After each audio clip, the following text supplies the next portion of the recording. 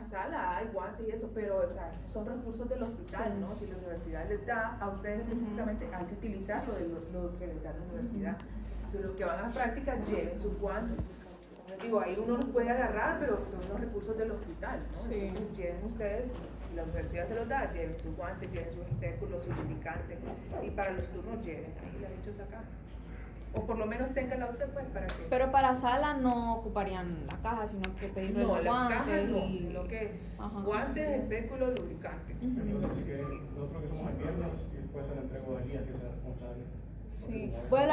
Ahorita voy a dejar hablar con la doctora los grupos después para ver cómo quedamos con cómo eso. disponen, en realidad. Para, sí, que los grupos, ahí miren cómo se pasan la caja y todo eso, pues. Disponiendo de tu... Sí, en todo caso serían todos, porque, Y, o sea, que ustedes ya terminaron los turnos. Sí, este sábado. El sábado tuvimos el tercero. El último. Con la doctora. ¿Con quién o por qué? ¿Por qué Terminamos, es que toda la semana tuvimos los 7, la sala ya Está la estipulado en el sílabo. sílabo. Y los turnos, sábado era el último. Esta semana creo que eran 2 grupos en sala. Sí. Sí, salas sí. Uno sí hacíamos hasta el final. Sí, nos fuimos los primeros también. Es que los tuvimos bien seguidos, los primeros 2. Ustedes fueron los segundos. Bueno, pues aprovechen, ustedes ya tienen tiempo. Sí. Aprovechen. Bueno, sigamos entonces. ¿Qué les estaba preguntando? Ah, de la edad, ¿hasta qué edad? No sé hasta qué edad, pero aunque estén ya ancianas se puede. 60. Una doñita de 90 años. No se va a poder ni subir a la La burra. verdad que sí, no se va a poder ni subir, pero se recomienda hasta los 70 años, ¿no es cierto? Hasta los 70 años. ¿Verdad? ¿Por qué? Porque ya vieron ustedes que, obviamente, si esa mujer ha tenido, ¿verdad?, estudios anteriores que han sido negativos, ¿verdad? Ya vieron ustedes cuánto es el periodo, ¿verdad?, de tiempo que tenemos en el que pueden ocurrir esas displasias a nivel cervical, ¿verdad? Entonces, después de los 70 años, no vamos a alcanzar, ¿verdad? Si la paciente ha estado con sus citologías normales, no vamos a alcanzar, por la edad, la esperanza de vida de la mujer, no vamos a alcanzar probablemente hasta que se presente un carcinoma invasor. Entonces, se recomienda desde los 21 años o un año después del inicio de las relaciones sexuales hasta los 70 años. ¿Cada cuánto? Anual. Es que nos diga la doctora que cada año para que sea más probable que venga. Exactamente, o sea, en realidad la recomendación es, si tiene 2 citologías negativas previas, entonces cada 3 años, ¿verdad? Se recomienda, o sea, aquí se estila, digamos, cada año precisamente por eso, porque si usted le dice a una paciente que vuelve en 3 años, probablemente le va a volver en 10, ¿verdad? Versus que si usted le dice vuelve en un año, algunas vendrán en un año, otras vendrán en 2, 3 años, ¿me explico? Entonces, como les digo, la cuestión cultural aquí de nuestro medio y todo, entonces se recomienda generalmente cada año, ¿verdad? Bueno, ahora, el sistema Bethesda es el sistema de reporte, ¿verdad?, de estas citologías. Esto es muy importante porque a ustedes como médicos general les va a llegar la paciente, doctor, me diste esta citología, ¿qué dice? ¿Verdad? Y ustedes tienen que saber interpretar ese resultado de citología. Uno, para saber cuándo verdaderamente referir o cuándo amerita otro estudio, otra intervención, y para no alarmar a las pacientes, ¿verdad? Porque ahí llegan las pacientes, seguro que llorando, que el médico les dijo que tenía cáncer y probablemente es un hallazgo normal, ¿verdad?, reportado en la citología. Entonces es importante que ustedes sepan leer la citología y qué significa cada una de las formas en que se reporta. Entonces, para eso se creó el sistema Bethesda. Este fue desarrollado por un grupo de expertos en citología, histopatología y ginecología desde 1988 y ha sido objeto de 2 revisiones posteriores hasta la que utilizamos en la actualidad, que es del 2014. Se realizó con el propósito de informar la citología cervical de una manera clara y proporcionar información relevante al médico y fomentar la comunicación eficaz entre el médico y el laboratorio. Recuerden que la citología, o sea, el médico es quien está frente a la paciente, es quien toma la muestra, pero luego esa muestra se va y se traslada al laboratorio y la ve un patólogo, ¿verdad?, que no está en contacto o que no ha visto a la paciente. Entonces, Muchas veces esos hallazgos que el médico evaluaba, ¿verdad?, no eran comunicados de forma correcta hacia el patólogo y viceversa. Muchas cosas que el patólogo encontraba no las comunicaba o las comunicaba con otros términos hacia el médico, y entonces esa pues línea de comunicación, ¿verdad?, muchas veces producía problemas, o un laboratorio reportaba con un lenguaje y otro laboratorio con otro, ¿verdad? Entonces se creó mejor este sistema para que, como dicen, todos hablemos el mismo idioma, ¿verdad? Entonces aquí vemos cómo es la forma de reportar la citología. Como les digo, esta es la segunda revisión, que es del 2014, que es la que se utiliza hasta ahora. Primero vamos a indicar, o se indica el tipo de muestra, si es una citología convencional o una preparación de base líquida. Luego nos va a determinar la adecuación de la muestra, es decir, si la muestra es adecuada o no, y para eso nos puede decir si la muestra es satisfactoria para evaluación o insatisfactoria para evaluación. Satisfactoria nos va a determinar cuando hay presencia o ausencia de componente cervical, de componente celular endocervical y o de la zona de transformación. Es decir, que el patólogo tiene que ser capaz de ver en esa muestra células del endocervix y del exocervix. Los indicadores de calidad, como les decía, puede ser obscurecido por la presencia de sangre o inflamación, o por un extendido no adecuado, etc. Nos puede decir que es una muestra insatisfactoria para evaluación, y puede ser una muestra rechazada, no procesada, y especificar ahí, o sea, el patólogo o laboratorio tiene que decir la razón por la que no se procesó, o que una muestra se procesó y se examinó, pero que estaba inadecuada y también especificar la razón. Por ejemplo, una muestra puede ser rechazada, o sea, que ni siquiera la evaluaron porque no está rotulada, ¿verdad? Si la laminilla no lleva ninguna identificación, entonces no la van a revisar. O, por ejemplo, pueden suceder, como la muestra, como les digo, se tiene que trasladar, muchas veces las laminillas se rompen, ¿verdad? Entonces igual o sea, es una muestra que va a ser rechazada y no la procesaron, ¿verdad? O la pueden examinar y todo, pero puede ser por estos indicadores de calidad que no sea adecuada para el estudio. Pero el laboratorio tiene que especificar la razón, ¿verdad?, para que luego el médico o la clínica pueda corregir, ¿verdad?, esa situación. Luego vamos a tener una categorización general que nos va a decir negativo para lesión intraepitelial, o si hay anormalidad de las células epiteliales, o otros hallazgos como células endometriales en mujeres de 45 años o más. Y luego pues nos va a dar ya la lectura específica del resultado, la lectura detallada. Nos va a decir si está negativa para lesión intraepitelial o malignidad, cuando no existe, ¿verdad?, evidencia celular de neoplasia. Nos puede reportar también hallazgos no neoplásicos. Dice ahí opcional, o sea, recuerden que el objetivo de la citología es la detección de estas lesiones precursoras de cáncer o cáncer. Sin embargo, en el estudio de la citología se pueden encontrar otros hallazgos no neoplásicos, ¿verdad? Pero de que pues si el patólogo lo ve, vale la pena, ¿verdad?, reportarlo para que sea tratado, pero que no son neoplásicos, o sea, no es el objetivo de la citología. O sea, se lo digo porque las pacientes y los médicos también están acostumbrados que la paciente llega, por ejemplo, reportando sintomatología de una infección vaginal. Llega por prurito, leucorrea, no sé qué, y los médicos le dicen, tómense la citología, para que la citología les reporte el tipo de infección que es. Y eso no es el objetivo de la citología. O sea, yo no necesito una citología para diagnosticar una vaginitis o una vaginosis. Claro, me lo pueden reportar en la citología, pero ese no es el objetivo de la citología, ¿me explico? Pero son hallazgos que los puede reportar en ella, ¿verdad? Entonces, dentro de esos hallazgos no neoplásicos tenemos variaciones celulares no neoplásicas como metaplasia escamosa, cambios queratóticos, metaplasia tubal, atrofia o cambios asociados al embarazo. Ojo, ¿verdad? Metaplasia escamosa, se lo digo porque la citología reporta metaplasia escamosa y entonces ya alarman a la paciente, no, esto está anormal, tiene que buscar urgente a un ginecólogo. Y es cuando llegan las pacientes llorando y me dicen que tengo cáncer porque les reporta metaplasia escamosa. ¿Qué es la metaplasia escamosa?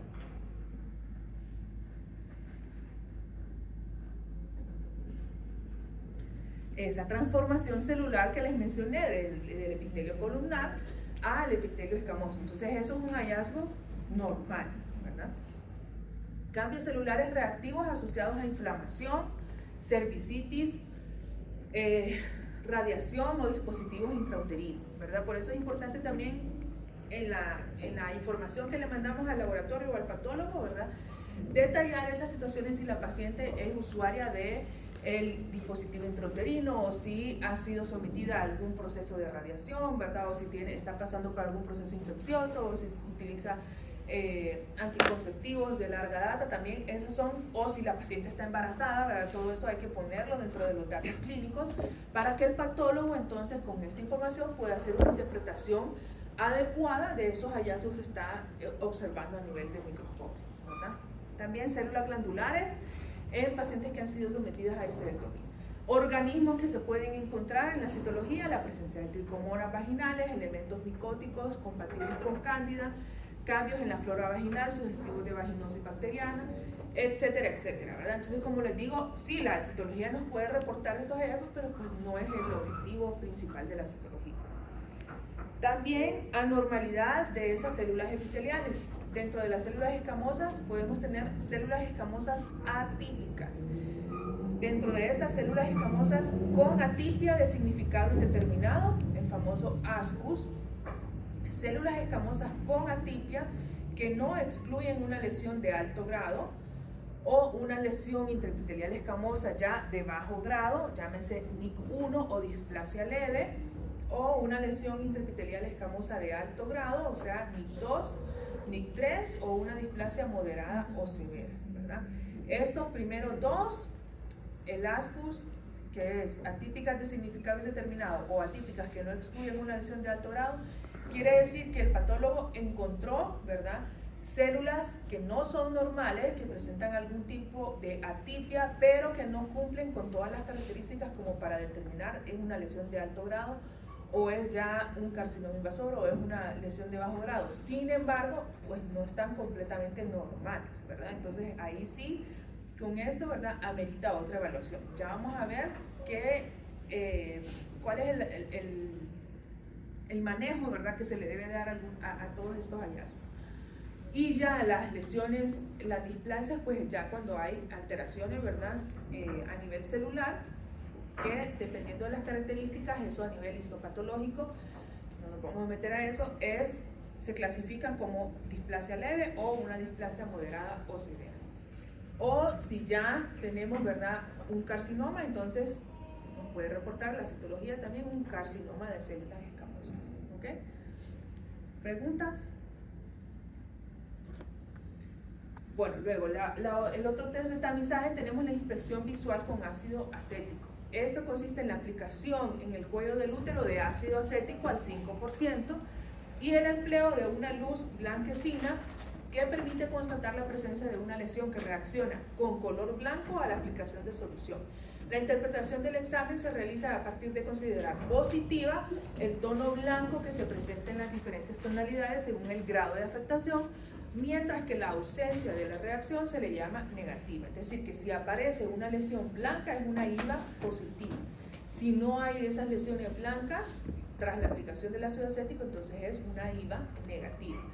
Podemos tener también una IVA sospechosa de cáncer cuando tengamos una lesión ulcerosa o una lesión exofítica o en coliflor que sea visible clínicamente cuando haya demasiado exudado o sangrado de contacto, ¿verdad?, durante la inspección visual con ácido acético.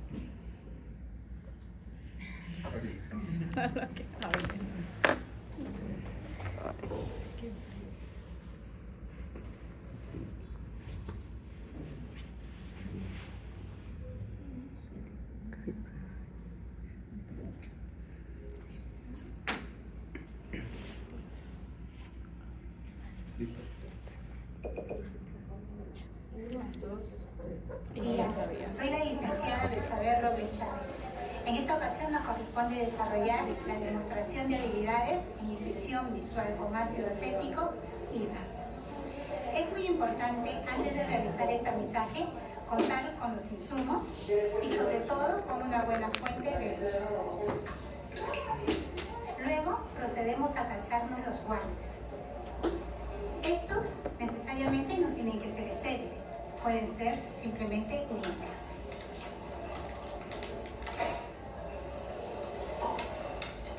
Luego comunicamos a la paciente que haremos un examen de sus genitales y con la ayuda de los dedos meñiques descubrimos a la paciente. En este momento observamos toda la zona genito-anal. Observamos el monte de Venus, la distribución del vello púbico. Observamos la piel, si existe o no decoloración, laceración o alguna otra alteración que nos indique un proceso infeccioso o una sospecha de cáncer. Terminada la observación, pasamos a la palpación de los genitales.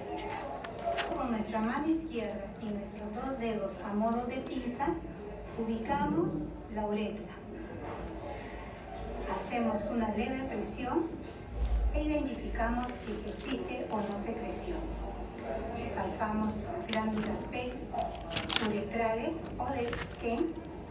Descendemos palpando los labios mayores, labios menores y finalmente las glándulas de Bartolini. Con la ayuda de nuestro dedo índice deslizamos suavemente por el introito vaginal buscando la presencia de conductos.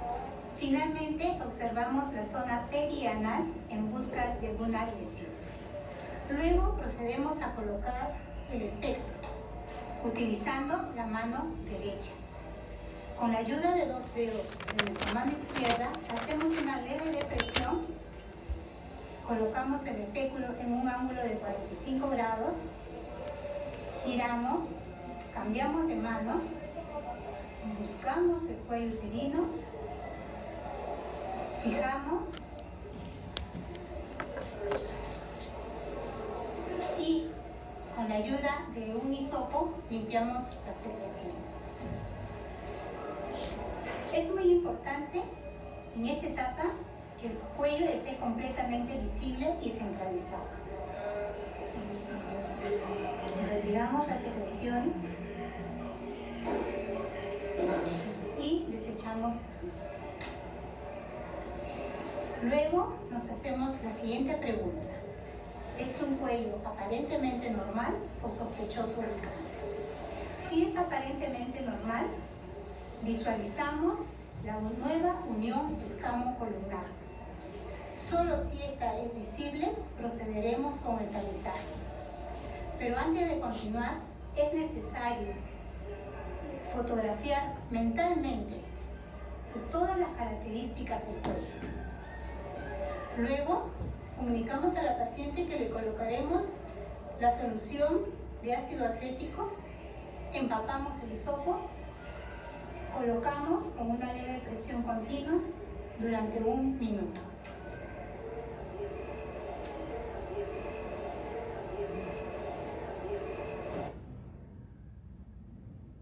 Cumplido el minuto, retiramos el hisopo y lo desechamos.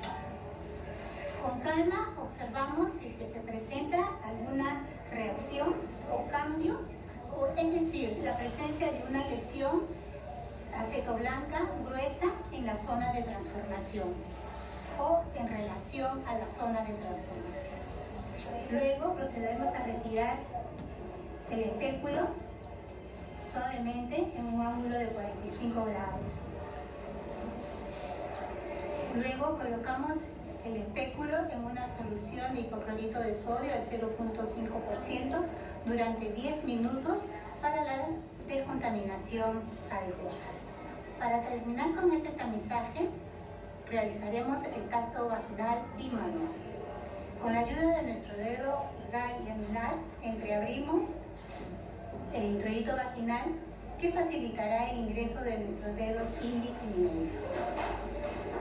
Esto nos va a permitir verificar las paredes vaginales, la textura del cuello, movilización del cuello. Vamos a buscar los anexos, palpar anexo derecho, anexo izquierdo, en busca de masas tumorales.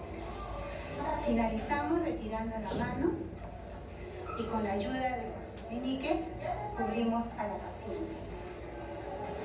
Luego le pedimos que retroceda, que nos espere unos segundos.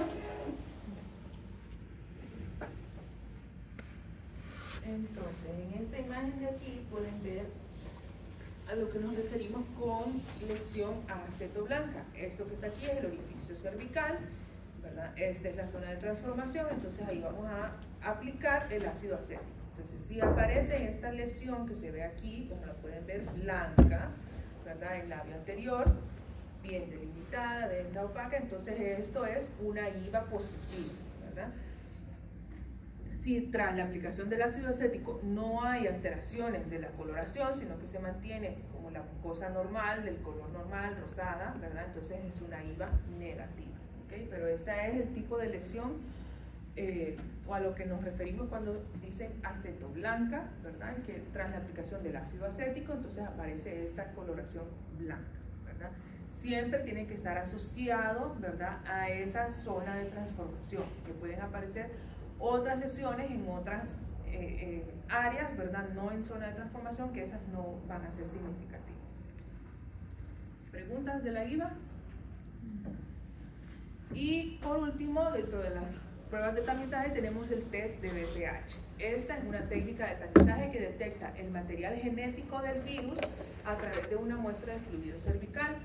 De esta forma previene el desarrollo de una futura lesión, a diferencia de la citología que ya nos detecta la lesión. Es decir, el test nos va a identificar la presencia del virus incluso antes de que se puedan detectar las displasias a nivel celular, ¿no? Esta va a ser más sensible que la citología, ya que detecta 2 a 3 veces más lesiones premalignas de alto grado. Tiene una sensibilidad del 87 al 98% y una especificidad del 86 al 95%. Por otro lado, su alto valor predictivo negativo, cercano al 100%, permite aumentar el intervalo de tiempo de screening a 5 años. Es decir, que si yo tengo un test de BPH negativo, entonces puedo hacer el screening cada 5 años versus 3 años de la citología. La muestra para el test de BPH se puede recolectar mediante 2 métodos, ya sea por un médico o autorrecolección, permitiendo llegar a poblaciones que no tienen suficiente cobertura de tamizaje con la citología. La Secretaría de Salud hubo hace algunos años, bueno, varios años, que implementó el test de BPH, ¿verdad? Que la autotoma, ¿verdad? Solo se les da el kit a las pacientes y ellas solas pueden tomar la muestra, ¿verdad?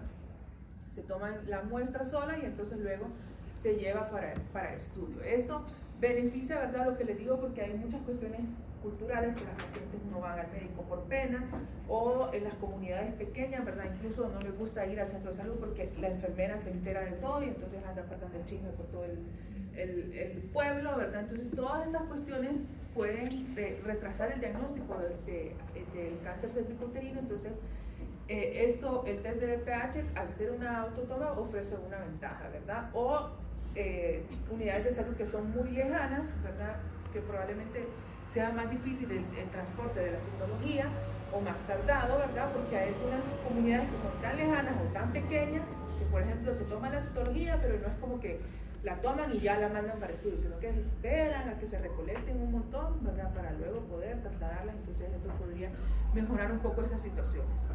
La edad seleccionada para el tamizaje con test de BPH es a partir de los 30 años. Y podemos realizar el co-test, que es una técnica combinada que consiste en realizar el test de BPH y la citología juntos, ¿verdad? Esta tiene una sensibilidad del 96% y una especificidad del 81%. Bueno, entonces lo que les mencionaba, ¿qué vamos a hacer, verdad? Cuando estos test de tamizaje entonces ya nos venga el resultado y presente alguna anormalidad? ¿Cuál va a ser el manejo que le vamos a dar? Entonces podemos tener distintos escenarios. Número 1, que la citología sea una citología insatisfactoria, ¿verdad? Como les digo, el laboratorio nos tiene que especificar por qué motivo fue insatisfactorio o inadecuado o rechazada la muestra, ¿verdad?, para que el médico o la clínica pueda corregir. Y lo que se debe hacer es repetir esa citología, en realidad yo les digo lo más pronto posible, ¿verdad?, pero por lo menos de 2 a 4 meses volver a tomar la muestra corrigiendo las cosas que la hicieron insatisfactoria, ¿verdad?, para volver a hacer el estudio, ¿verdad? En realidad yo sugiero lo más pronto posible, ¿verdad? Porque si le decimos a la paciente que vuelve en 4 meses, tal vez la paciente no vaya a volver, sino que inmediatamente, ¿verdad? Cuando le comunicamos a la paciente, entonces volver a tomar ahí la muestra. Una citología que nos reporte ASCUS, o sea, células escamosas de significado indeterminado, en mayores de 25 años. Entonces, aquí podemos tener dos opciones, digamos. Una que es solicitarle el test de BPH, que esto es de preferencia, ¿verdad? Esta opción sería de preferencia solicitar el test de BPH. Si el test de BPH sale negativo, entonces podemos repetir el co-test, o sea, citología y test de BPH dentro de 3 años. Si el test de BPH sale positivo, entonces tengo un test de BPH positivo y la citología ya me está reportando células atípicas de significado indeterminado, pero tengo el test de BPH positivo, entonces, ojo, ¿verdad? Entonces esta paciente sí, la voy a referir o la van a referir para colposcopía. Ya la colposcopía es realizada por el médico especialista, ¿verdad? Entonces su labor sería referir a colposcopía. Y según los hallazgos de la colposcopía, entonces manejo, ¿verdad? Para estas lesiones ya de colposcopía, pero esto, como les digo, ya es por el médico especialista. Ahora, si no tengo el test de BPH, entonces, y tengo la citología que me reporta ASCUS, puedo repetir la citología, pero no en 3 años, sino que la voy a repetir dentro de 1 año. Si esa citología que repito dentro de 1 año me sale negativa, entonces vuelvo al screening de rutina, que sería dentro de 3 años. Ahora, si esa citología que repetí dentro de 1 año persiste, ¿verdad? Reportando alteraciones de las células escamosas, entonces ahí sí refiero para colposcopía. Ahora, una citología que reporte una lesión intraepitelial de bajo grado en mayores de 25 años. Lesión de bajo grado en mayores de 25 años. Entonces, si tengo el test de BPH, ¿verdad? Y este está negativo, voy a repetir el cotest, puedo repetir el cotest dentro de 1 año, o sea, una lesión de bajo grado y el test de BPH está negativo, entonces voy a repetir dentro de 1 año, ¿verdad? El cotest. Ahora, si no tengo test de BPH y la citología me está reportando una lesión de bajo grado, entonces refiero para colposcopía, porque no sé, ¿verdad? En realidad el estado de ese test de BPH porque no lo tengo. O si el test de BPH sale positivo y la citología ya me reporta una lesión de bajo grado, entonces refiero para colposcopía, ¿verdad? Solo si tengo el test de BPH y ese está negativo, entonces puedo esperarme y repetir hasta dentro de 1 año el cotest. Ahora, si ese cotest que yo repito dentro de 1 año reporta ya la citología negativa y el test de BPH negativo, entonces me quedo con el screening de rutina, que sería dentro de 3 años repetir, ¿verdad? Ahora, si dentro de 1 año ese cotest que repito sigue reportando alteraciones de la citología o un test de BPH positivo, entonces refiero para colposcopía. ¿Ok? ¿Preguntas? Ahora, una citología que me reporte ASCUS o una lesión de bajo grado, pero que la paciente tenga entre 21 a 24 años, entonces puedo repetir la citología dentro de 1 año o solicitar el test de BPH, ¿verdad? Si el test de BPH sale negativo, entonces me quedo con el screening de rutina cada 3 años. Si el test de BPH sale positivo o esa citología que yo repito dentro de 1 año persiste, ¿verdad? Reportando alteraciones de las células o ya reporta una lesión de alto grado, entonces refiero para colposcopía. Si repito la citología dentro de 1 año y la citología que repetí sale negativa o sigue presentando nada más una lesión de bajo grado, entonces vuelvo a solicitar dentro de 1 año la citología. Es decir, no me voy a ir cada 3 años, sino que aquí cada año, ¿verdad? Mientras sea entre 21 a 24 años y mientras sea una lesión de bajo grado. Si esa segunda que solicité sale negativa, o sea, ya tengo 2 negativas, entonces ahí sí me quedo con el screening de rutina cada 3 años. Pero si ya presenta alteraciones, si persiste con alteraciones celulares, entonces refiero para colposcopía. ¿Por qué? Porque en este rango de edad, igual lo mismo que les mencionaba, una lesión de bajo grado, hasta el 50% de estas pueden tener una regresión espontánea, ¿verdad? Entonces nada más le damos seguimiento, ¿verdad? Lesiones de bajo grado, repito. ¿Preguntas de aquí? ¿Quedó claro? Ahora, si la citología me reporta una lesión de alto grado, si la paciente está entre 21 a 24 años, refiero para colposcopía. Si es una paciente mayor de 25 años, incluso se puede realizar lo que se llama ver y tratar, es decir, hago la colposcopía, o sea, siempre una lesión de alto grado va a meritar colposcopía, o sea, va a necesitar mayor estudio, ¿verdad? Pero en pacientes mayores de 25 años, cuando el personal está capacitado, ¿verdad? Ahí mismo durante la colposcopía, si se detecta la lesión, entonces se puede tratar, ¿verdad? Como les digo, por personal capacitado tenemos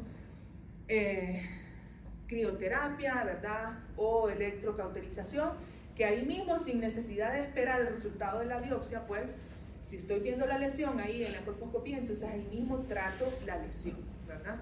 Porque estamos hablando ya de lesiones de alto grado. Pero sí o sí van a meritar, ¿verdad? Mayor estudio. O sea, aquí no me voy a quedar vigilando y repitiendo citología o pidiendo test de BPH, no. Ahí inmediatamente hay que referir para colposcopía cuando sea una lesión de alto grado. Ahora, ¿qué sucede si por ejemplo tengo una citología negativa, o sea, está normal, y tengo un test de BPH que está positivo? Entonces, este test de BPH, recuerden que el tamizaje con test de BPH es a partir de los 30 años, ¿no? Entonces, tengo 2 opciones. Uno, repetir ese cotest, ¿verdad? Vuelvo a solicitar citología y test de BPH dentro de 1 año, ¿verdad? Recuerden que el test de BPH me detecta precisamente la presencia del virus en el organismo antes de que incluso ocurran las alteraciones en citología. Entonces me voy a ir como dándole seguimiento, ¿verdad?, más cercano a esta paciente, y entonces voy a solicitar el cotest dentro de 1 año. Si esta nueva evaluación dentro de 1 año, la citología persiste estando negativa y el test de BPH ya se negativizó, porque puede ocurrir también, ¿verdad?, que nuestro sistema inmune elimine la infección, no sea una infección persistente, entonces nos quedamos con el screening de rutina cada 3 años. Ahora, si el test de BPH persiste estando positivo o ya la citología presenta alteraciones celulares, entonces refiero para colposcopía, ¿verdad? O tengo la opción también de entrada de pedir un test que se llama tipificación de ADN del BPH. Recuerden, como les mencioné al inicio, que existen diferentes serotipos del BPH, unos de alto riesgo y otros de bajo riesgo. Entonces existe un test que me identifica, ¿verdad?, qué tipo de virus es el que está en contacto la persona. Si me sale un virus de alto riesgo, o sea 16 o 18 positivo, ¿verdad?, es el que está asociado a cáncer cervical, entonces refiero para colposcopía. Si el de tipificación de ADN me sale negativo, entonces puedo irme con el cotest dentro de 1 año, ¿verdad? Y nos iríamos igual aquí. Si sale negativo, entonces me voy al screening de rutina. Si sale positivo, entonces ya lo refiero para colposcopía. ¿Preguntas? Bueno, y la colposcopía, como les mencionaba, esta permite la observación estereoscópica de la superficie del cuello uterino mediante el colposcopio, que es un microscopio de bajo aumento. Deberá realizarse una colposcopía con biopsia dirigida y después se debe realizar un tratamiento por ablación y destrucción de toda la zona de transformación. Esto es lo que les mencionaba de ver y tratar. O sea, el médico realiza la colposcopía, ¿verdad? Está visualizando versus la citología, que la citología yo tomo la muestra, hago el extendido, ¿verdad?, y no sé en qué zona está directamente la lesión, versus la colposcopía, que tiene distintas etapas, una que lleva ácido acético, otra que lleva Lugol, ¿verdad? Y entonces ahí puedo ver directamente dónde aparece la lesión, ¿verdad?, y tomar la biopsia, ¿verdad?, del sitio donde está la lesión. Y en el caso de que, como les mencionaba, sea una lesión de alto grado y sean pacientes mayores de 25 años, ahí mismo puedo tratar, ¿verdad? Realizar crioterapia o electrocauterización, ¿verdad? Tratamientos por ablación para destruir, ¿verdad? Ahí mismo la zona de la lesión. Eso es lo que se llama ver y tratar. Pero esto ya lo realiza el médico especialista. Bien, esa era la parte de prevención, ¿verdad? El tamizaje para lo que es cáncer cervicouterino. Ahora, una vez que tengamos realizado el diagnóstico del cáncer cervicouterino, este diagnóstico siempre va a ser por histopatología, ¿verdad? Obviamente. Ahora, vamos a la parte de la estadificación. La estadificación aquí sí va a ser clínica, ¿verdad? Ante la duda, siempre asignar el estadio más precoz, porque a veces no está tan claro el estadio, entonces se asigna el más precoz. Y una vez asignado el estadio clínico, no modificarlo por hallazgos posteriores que pueda ser ya por clínica o en la cirugía, ¿verdad? Entonces, esta es la estadificación para el cáncer cervicouterino, que va a ser dado por la Federación Internacional de Gineco-Obstetricia, que es la que se utiliza, que como le digo es una estadificación clínica. Entonces tenemos 4 estadios. El estadio o etapa 1 se divide en 1A y 1B. El 1A es cuando la invasión del carcinoma puede ser diagnosticada solamente por microscopía, con una profundidad invasiva menor a 5 milímetros y menor a 7 milímetros de extensión. El 1B son lesiones clínicas, pero que están confinadas al cuello uterino. O lesiones preclínicas, pero que son mayores a las del 1A, ¿verdad? 1B1 sería lesiones clínicas, o sea que se puede ver al ojo, ¿verdad? Pero no más grandes de 4 centímetros. Y 1B2, lesiones clínicas mayores a 4 centímetros. El estadio 2, el carcinoma se extiende fuera del cuello uterino, pero no se extiende a la pared pélvica, afecta la vagina, pero solamente el tercio superior de la vagina. Este se divide en 2A y 2B. El 2A sin compromiso parametrial evidente y el 2B ya cuando hay afectación de los parametrios, o sea, de los ligamentos, ¿verdad? El estadio 3, cuando el carcinoma se extendió ya a la pared pélvica. En el examen rectal no hay espacio libre de cáncer entre el tumor y la pared pélvica. El tumor afecta el tercio ya inferior de la vagina y deben incluirse en el estadio 3 todos los casos con hidronefrosis o alteraciones de la función renal, a menos que se conozca otra causa de ellos. 3A, sin extensión a la pared pélvica, pero con compromiso del tercio inferior. Y 3B, extensión a la pared pélvica cuando ya hay hidronefrosis o alteraciones de las pruebas de función renal. Y por último, el estadio 4, cuando el carcinoma se extendió ya afuera de la pelvis verdadera o hay compromiso clínico de la mucosa vesical o rectal. 4A, con diseminación del crecimiento a órganos pélvicos adyacentes, o sea, vejiga o recto. Y 4B, diseminación a órganos distantes, o sea, metástasis a distancia, ¿verdad? Entonces aquí podemos ver las distintas etapas de la extensión del cáncer, ¿verdad? 1, confinado nada más al cervix y son lesiones, ¿verdad? Pequeñas, 1A1, menor a 5 de profundidad y 7 milímetros de extensión.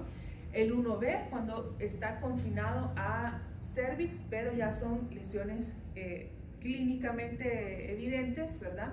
El 2A, cuando se extiende fuera del cervix, pero solamente tercio superior, ¿verdad?, de la vagina, no se extiende hasta tercio inferior y así sucesivamente. 3A, ya cuando ya se extiende fuera del cervix, ¿verdad?, y hacia órganos vecinos adyacentes, llámese vejiga y parametrios. Y el 4, cuando ya se extiende a órganos pélvicos adyacentes, vejiga, recto. Y 4B, metástasis a distancia, que puede ser pulmón, puede ser hígado, ¿verdad? Puede ser metástasis a distancia a otros órganos. Obviamente, en base a esta estadificación, va a estar dado el pronóstico de la enfermedad. Para una supervivencia de 5 años, el 1A tiene una supervivencia del 97%, versus el 4, que tiene una supervivencia del 12% a 5 años, ¿verdad?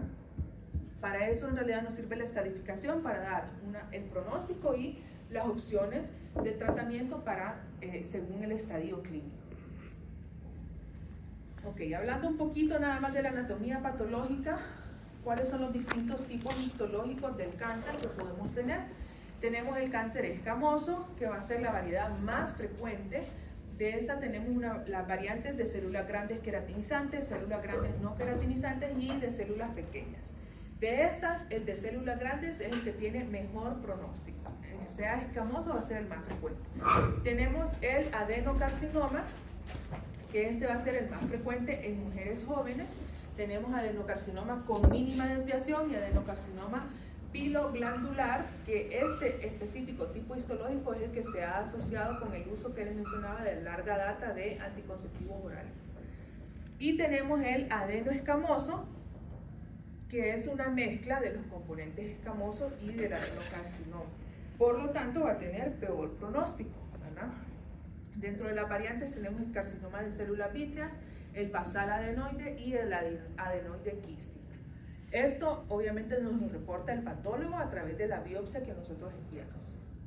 Tipos menos frecuentes, que son, como les decía, estos son los que están asociados al virus del papiloma humano, que es el 90%. Pero tenemos otros tipos que son mucho menos frecuentes, ¿verdad? Que uno de ellos es el sarcoma, que este tiene nódulos polipoides en forma de racimos y es habitualmente secundario a tumores uterinos. O sea que el primario es un tumor de útero y secundario en cervix. Melanoma maligno, que es raro y es una nueva aparición en esta localización del melanoma, es decir, que es un melanoma que se presenta a nivel del cervix. El pronóstico va a depender de la profundidad de la invasión. Y el carcinoma neuroendocrino, que vamos a tener 4 subtipos, el de células pequeñas, células grandes, carcinoide clásico y carcinoide atípico. Estos son sumamente agresivos y tienen más tendencia a metastatizar.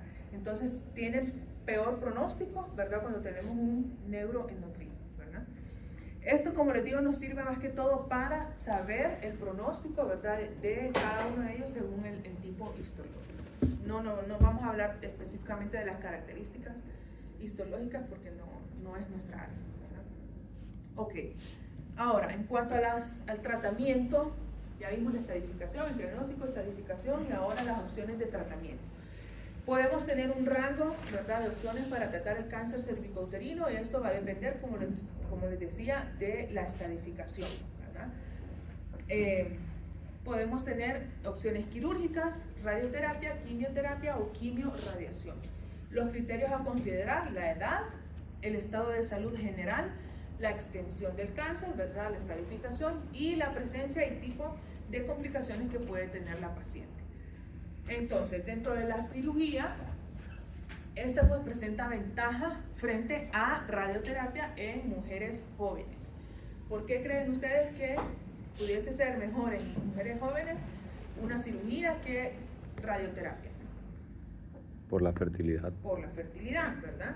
Sobre todo en pacientes que no hayan tenido hijos o que no tienen todavía paridad satisfecha, pues una radioterapia puede obviamente interferir, ¿verdad?, con la fertilidad de la mujer. Otra ventaja que puede tener: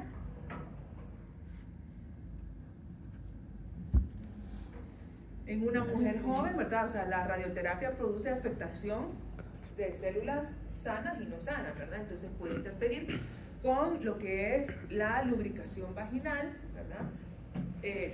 Todo lo que tiene que ver con la sexualidad de esta paciente, que una mujer joven pues tiene una vida sexual activa, ¿verdad? Entonces puede interferir con la resequedad vaginal que puede presentar, la falta de lubricación, la falta de elasticidad, el dolor, etc., ¿verdad? Ahora, la histerectomía radical, que ya vamos a ver qué implica, ¿verdad? En este caso, cuando está indicado la edad avanzada, no debe ser una contraindicación, ¿verdad? O sea, porque la histerectomía radical, pues sí, es una cirugía grande, ¿verdad? Pero que no me debo basar solo por la edad, ¿verdad? De decir, no, por ser una paciente muy mayor está contraindicada. No, ¿verdad? Pudiese estar indicada. Ahora, no deben operarse en general lesiones mayores a 4 centímetros. Entonces, básicamente las opciones de cirugía están confinadas nada más a los primeros estadios de la enfermedad, porque ya lesiones mayores a 4 centímetros van a necesitar siempre radioterapia o quimioterapia, ¿okay? ¿Cuáles son las opciones quirúrgicas que tengo para tratar el cáncer? Tenemos conización, histerectomía simple o tipo 1, traquelectomía radical o histerectomía radical tipo 2, 3, 4, 5, que vamos a ir viendo cada una de ellas. La conización consiste, ¿verdad?, en la extirpación, ¿verdad?, de un pedacito, digamos, del cervix, que como lo ven aquí, se realiza en forma de cono, por eso se llama conización. Estoy retirando, extirpando una porción del cervix. Esta está indicado para estadio 1A1, o sea, nada más confinado, ¿verdad?, al cervix, y son lesiones todavía microscópicas. En pacientes que tengan deseo de fecundidad, es decir, que tengan todavía, que no hayan tenido hijos o que no tengan paridad satisfecha, ¿verdad? Se puede realizar con un bisturí frío o con un electrocauterio, ¿verdad? Entonces, como les menciono, se va a retirar o extirpar, ¿verdad?, una porción del cervix.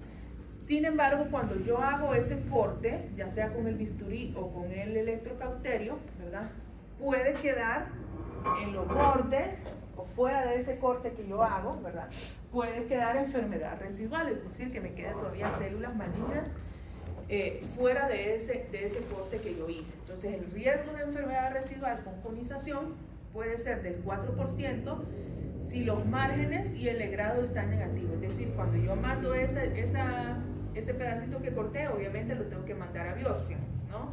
Y también se realiza un legrado nada más de la porción de aquí del cervix, y eso se envía también a estudio histopatológico. Entonces, el riesgo de enfermedad, si los márgenes y el legrado están negativos, puede ser del 4%, pero puede ser de hasta un 33% si ambos están positivos, o sea que tengo un alto riesgo de enfermedad residual. Y en los casos de adenocarcinoma puede subir hasta un 80% si los márgenes son positivos. Luego tenemos la histerectomía simple tipo 1, que también está indicada en el estadio 1A1, pero en pacientes que ya no tengan deseo de fecundidad, es decir, que ya tengan paridad satisfecha, que ya tuvieran los hijos que van a tener. No me voy a quedar así cortando nada más un pedacito. Si la paciente ya tuvo sus hijos, entonces voy a realizar una histerectomía simple, ¿verdad? Traquelectomía radical. ¿Qué es la traquelectomía? Es que voy a extirpar, es la extirpación de todo el cervix. No solo una porción en forma de cono, como en la conización, sino que todo el cervix. Esta está indicada para estadios 1A2 y 1B1, pero con deseo de fecundidad. Es decir, ya hay una extensión mayor del cervix, siempre está nada más confinado al cuello, y la paciente todavía tiene deseos de fecundidad. Este procedimiento se acompaña de una linfadenectomía pélvica y colocación de cerclaje. ¿Qué es el cerclaje? Okay, es una sutura que se realiza, ¿verdad?, alrededor del cervix. Entonces, si yo estoy haciendo este procedimiento porque la paciente tiene deseos de fecundidad, ¿verdad?, es decir, la paciente busca quedar embarazada y le estoy quitando el cervix, si sale embarazada se va a perder porque no tiene cervix la paciente. Entonces, por eso se realiza ahí mismo lo que es la colocación del cerclaje, ¿verdad?, para que ese embarazo entonces se pueda llevar hasta el final. Está indicada para tumores menores a 2 centímetros. Si son mayores a esto, lastimosamente no está indicado. Ahora, si hay recurrencia, es decir, le realicé la traquelectomía, pero hay persistencia de la enfermedad, se tiene que dar un tratamiento quirúrgico definitivo, que sería una histerectomía, ¿verdad? A pesar, o sea, hablar con la paciente, ¿verdad?, de que lastimosamente se intentó, ¿verdad?, con un procedimiento no tan invasivo, pero si hay recurrencia de la enfermedad, pues siempre va a primar, ¿verdad?, salvaguardar la vida de la paciente que el deseo de fecundidad. Ahora, la histerectomía. La histerectomía, pues como les mencionaba, puede tener distintos niveles, digamos, por así decirlo. Una histerectomía simple, donde nada más se retira el útero y el cervix. Tenemos una histerectomía tipo 2, llamada también radical modificada, en donde se extirpa solo la mitad de los ligamentos uterosacros y cardinales, y resección de ganglios, de solo los ganglios de mayor tamaño y una porción de la vagina, la porción superior de la vagina. La tipo 3 incluye todo lo anterior y disección de los ganglios pélvicos, extirpación de la mayor parte de los ligamentos uterosacros y hasta 1/3 superior de la vagina. La tipo 4, todo lo anterior y se extirpa el tejido periureteral. Ahí se realiza también ligadura de la arteria vesical superior y 3/4 de vagina. Y en la tipo 5, todo lo anterior y se reseca vejiga y parte del uréter distal. Ahora, una histerectomía tipo 5 es sumamente, ¿verdad? Agresiva. Estoy resecando vejiga y uréter y todo. Entonces, rara vez se utiliza porque si la enfermedad está tan extendida que tengo que quitar todas estas estructuras, entonces va a ameritar radioterapia. Entonces, no voy a someter a la paciente a un procedimiento tan invasivo si siempre va a necesitar la radioterapia, ¿verdad? Entonces, aquí pueden ir viendo las estructuras, ¿verdad? Cuando hablamos de una histerectomía total, ¿verdad? Que sería la simple, donde vamos a quitar el cuerpo del útero y el cervix, ¿verdad? Y ya la radical, donde vamos quitando la mayor porción de los ligamentos, ¿verdad? Útero sacro y redondo y el tercio superior de vagina, y así voy ampliando las estructuras, ¿verdad? Que voy retirando dependiendo del estadio de la enfermedad. ¿Qué complicaciones pueden haber de estos procedimientos quirúrgicos? Pues tenemos complicaciones agudas y crónicas. Las agudas, pues, las que puede presentar cualquier cirugía, ¿verdad? Hemorragias, la formación de fístulas o embolias pulmonares o obstrucción del intestino delgado. Y crónicas, la más frecuente va a ser hipotonía o atonía vesical. Ok, el tratamiento postquirúrgico. En esto, pues, vamos a buscar lo que son los factores de riesgo para enfermedad recurrente, es decir, después de la cirugía voy a darle seguimiento a mi paciente y voy a buscar factores de riesgo de que esa enfermedad se pueda volver a presentar. Entonces tenemos factores de riesgo intermedio y factores de riesgo alto. Los factores de riesgo intermedio son un tamaño tumoral grande, infiltración del estroma cervical o invasión del espacio linfovascular, y de riesgo alto cuando la biopsia me reporte márgenes positivos o haya afectación parametrial microscópica o ganglios linfáticos positivos. Entonces, si la paciente después de la cirugía tiene algún factor de riesgo, ya sea intermedio o alto, después de la cirugía debo ofrecer radioterapia o quimioterapia adyuvante, ¿verdad? Después de la cirugía, si presenta alguno de estos factores de riesgo intermedio o alto, entonces continúo con radioterapia o quimioterapia. Ok, la radioterapia, esta puede utilizarse para tratar todos los estadios del cáncer cérvico-uterino. Los índices de curación con radioterapia pues va a ir, ¿verdad?, de la mano con el estadio en el que se encuentra la paciente. Si es una paciente con un estadio 1, podemos tener un índice de curación de hasta el 70% con radioterapia, de un 60% para el estadio 2, 45% para el estadio 3 y 18% con un estadio 4. El tratamiento primario, o sea, cuando utilizamos la radioterapia como tratamiento primario, pues que de entrada le doy radioterapia, podemos utilizar una combinación de radioterapia externa y braquiterapia, que la braquiterapia es la colocación de estos dispositivos a nivel local, ¿verdad?, más cercanos a la zona de afectación, ¿verdad?, junto con la radioterapia externa para mejorar, ¿verdad?, el índice de curación. Y cuando hablamos de radioterapia adyuvante, cuando a esa paciente como primera línea de tratamiento se le dio la cirugía, que ya vimos las opciones, pero que encontramos algún factor de riesgo y entonces se le da radioterapia adyuvante, es decir, primero cirugía y luego la radioterapia. Quimioterapia concurrente. Bueno, la quimioterapia como terapia única, es decir, solo quimioterapia para tratar cáncer cervicouterino, no ha demostrado muchos beneficios sobre la radioterapia. Entonces, vamos a utilizarla más que todo la quimioterapia cuando la radioterapia no consigue un control tumoral en pacientes, sobre todo con un cáncer avanzado, que esto se puede presentar hasta en un 20 al 65% de las pacientes, ¿verdad? Entonces, ahí decido dar una quimioterapia, ¿verdad? O quimioterapia como terapia neoadyuvante, ¿verdad?, después igual de que se haya sometido ya a un tratamiento previo con radioterapia o quirúrgico. y la quimioradiación, ¿verdad? Que vamos a tener pues los beneficios de la quimioterapia sistémica y de la radioterapia local, es decir, cuando utilizo radioterapia, ¿cómo se llama? Braquiterapia, pues, y utilizo de forma sistémica la quimioterapia y entonces obtengo los beneficios de ambas técnicas, ¿verdad? Para obtener una mejor respuesta en la paciente. Pero saber que como opción única, ¿verdad? La quimioterapia no se suele utilizar, sino que se utiliza siempre en combinación con radioterapia o después, ¿verdad? Como segunda línea, después de un tratamiento inicial, ya sea con cirugía o con una radioterapia previa. Complicaciones que puedo tener de la radioterapia, pues las agudas, que ya las conocemos, dolor abdominal, náuseas, diarrea, poliacuria, sangrado de mucosas, ya sea mucosa vesical o mucosa intestinal. Y dentro de las crónicas, estas pues aparecen meses o años, incluso después de haber completado la radioterapia, van a ser más graves que estas complicaciones agudas y son consecuencia de la vasculitis y la fibrosis que se produce por esa radiación.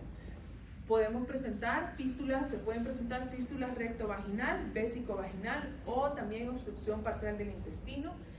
Y cuando tengamos constricción ureteral, ¿verdad? Puede ser indicativo de que hay una recurrencia de la enfermedad como parte, ¿verdad?, de la evaluación crónica de las complicaciones crónicas. Aquí en este cuadrito es como un resumen, digamos, de según el estadio que tenga la paciente, qué opciones puedo tener de las que hemos visto, ¿verdad?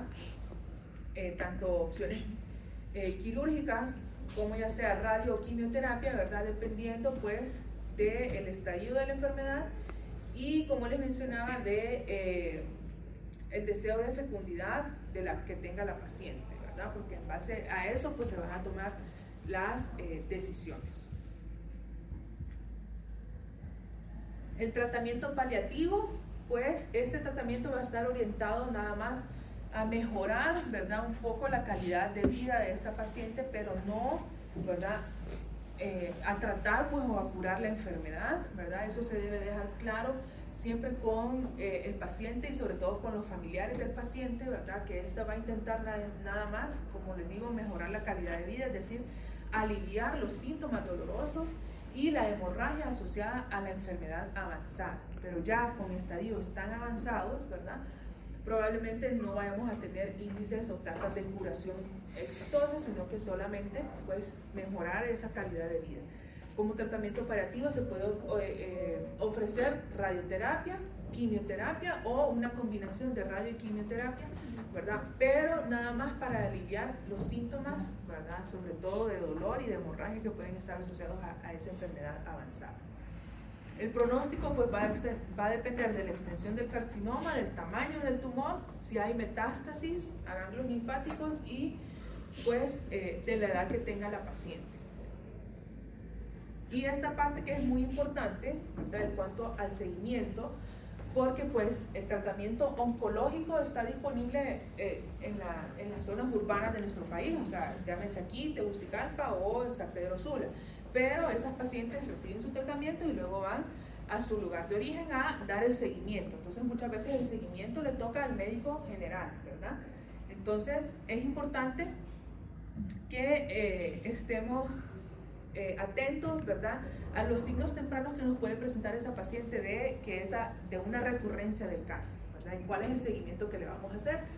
Pacientes que tuvieron radioterapia, pues vamos a hacer revisiones frecuentes para evaluar la respuesta al tratamiento y una regresión tumoral hasta 3 meses después de la terapia.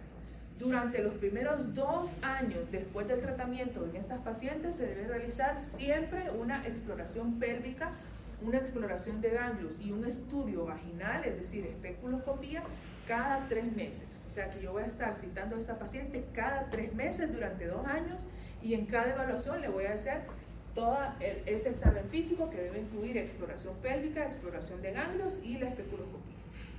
Después de esos 2 años, de 3 a 5 años, entonces voy a hacer igual una exploración pélvica, exploración de ganglios y especuloscopía ya cada 6 meses.